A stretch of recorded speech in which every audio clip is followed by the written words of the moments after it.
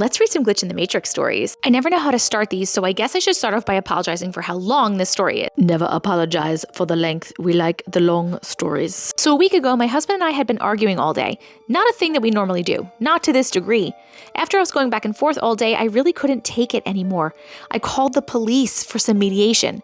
I grew up in a house where my mom called the cops on me every time I couldn't emotionally handle myself. I now know you can't be doing this. You're inviting someone into your home to make decisions for you. 2 officers came to the house. I let the one in and the other stayed outside to talk to my husband. He had our dog Atlas out there with him and I had our dog Nala in with me. I told the officer everything that had gone on that day, spent maybe 10 minutes talking to the officer. He asked what I would like to see happen and I said us go to separate rooms and go to bed for them. He said he was going outside to talk to his partner to see what they came up with.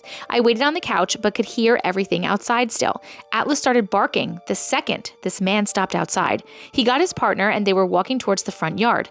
My husband smarted off and said, "Get out of my yard, dude." And the officer immediately responded with, "All right, Alexander, stand up, turn around, you're under arrest." I remember thinking, I'm not going to get involved. I'm going to let whatever happen happen. Then I remember feeling weird pressure with a weird sound, ears ringing and hearing slowly coming back. I hear Atlas barking again.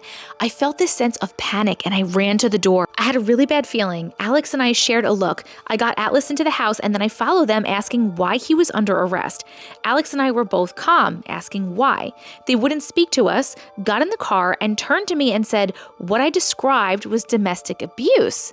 I was shocked and I said, no, it wasn't. I spent the next 2 days calling anyone and everyone that I could. Monday, I finally talked to the domestic violence advocate and assured her this was all a misunderstanding.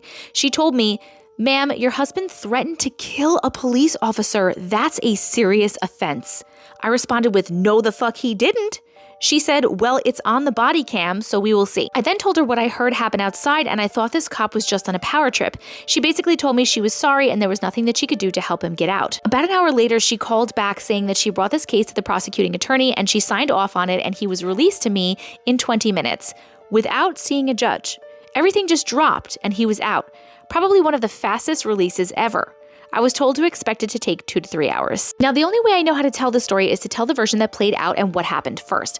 We both felt this sense of dread and mourning. We both felt weird, and we could not stop talking about what happened. We were talking about it in bed, and I repeated what the lady said, "Ma'am, your husband threatened to kill a police officer." I'm like, wait, I'm remembering something, wait. You threatened to kill someone? Wait. And then I said, when you were outside with your officer, you were crouched down petting Atlas like this, right? And I watched him turn pale. Yes. And the officer was standing on this side of you, arms crossed, one leg over the other, and bent down and pet Atlas like this, right? Yes, I don't get it. Did you look out the window or something? No, I never moved from the couch. And when I came outside, that was right before this bad thing happened. And that's when we both started remembering. The officer wouldn't let Alex get Atlas in the house. He grabbed Alex and Alex had to let go of her. She came around to the other side of the officer and was jumping on him, barking and yelping. He shoved her. She jumped back up again, barking and yelping, and then he shot her. My husband fought for the gun and I think the officer got shot. Then his partner shoots Alex in the back and everything goes black for him. Then I come outside and grab the officer from the railing. I see Nala turn the corner, bark and growl, and everything goes black for me. And I'm back on the couch, panicking, running for the door. Oh my God.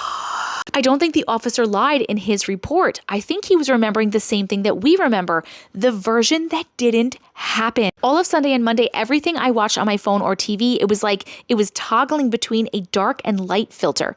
Another thing is my husband is on a point system at work. He missed Monday and should have been fired. He happened to be able to keep his job.